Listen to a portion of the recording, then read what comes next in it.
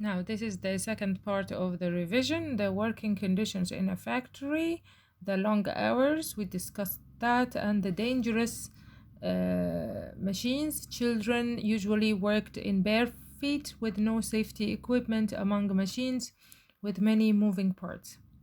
Number three, the hot temperatures and dust-filled air. The dust particles from thousands of bobbing cling to the clothing and hang in air heated by machinery. So the next question is about the earlier this quarter you have read about A Day in a Child Laborer, William Cooper.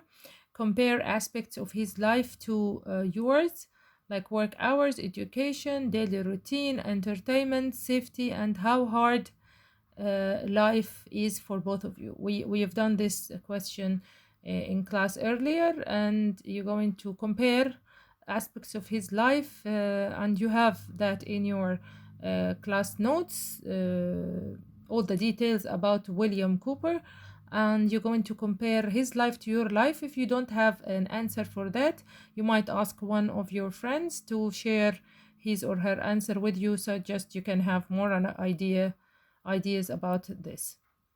Then describe the social classes in Britain. We have the middle class, social class made of skilled workers, professionals, business people, and wealthy farmers. We have the upper middle class. So that middle class is divided into the upper middle class, which is a larger middle class, neither rich nor poor. Emerged, the upper middle class consisted of government employees, doctors, lawyers, and managers of factories, mines, and shops owners. Then we have the lower middle class, included the factory overseers and such skilled workers as tool makers, mechanical drafters, and printers. These people enjoyed a comfortable standard of living. Then we have the lower class is the working class, the laborers or the workers.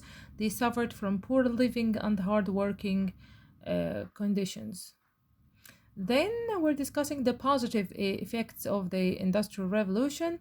It created jobs for workers, it contributed to the wealth of the nation, it fostered technological progress and invention, it greatly increased production of goods, it raised the standard of living, and it provided the hope of improvement in people's lives, healthier diets, better housing, and cheaper mass-produced clothing. It expanded educational opportunities. The middle and upper classes prospered immediately. The classes prospered from the Industrial Revolution. For the workers, it took longer. But their lives gradually improved. The laborers eventually won higher wages, shorter hours, and better working conditions after they joined in the form of a labor union. Actually, the workers at the end, they combined together and they asked for their rights, and actually their working conditions improved.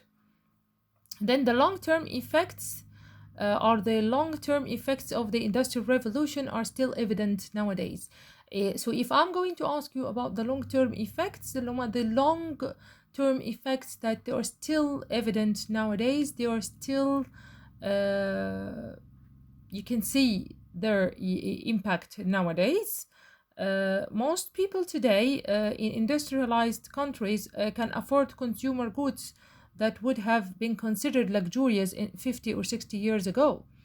So people now can consume, they don't only consume just the basic goods, they consume consumer goods like televisions, we have mobile phones, they are buying books, magazines, and other consumer goods, not only the basics.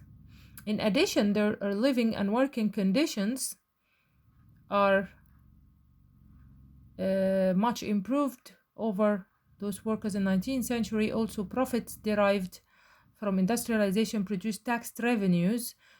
So the more people working in a factory, the more taxes governments collecting. So that's add up to the country's tax revenue.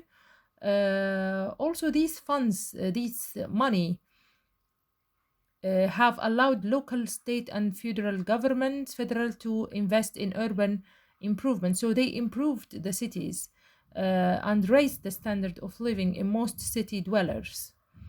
The economic successes of industrial revolution and also the problems created by it were clearly evident in one of Britain's. So the example here, the example of Manchester, actually I included it because I might give you this part as a reading part with comprehension questions in your exam. So about the example of Manchester.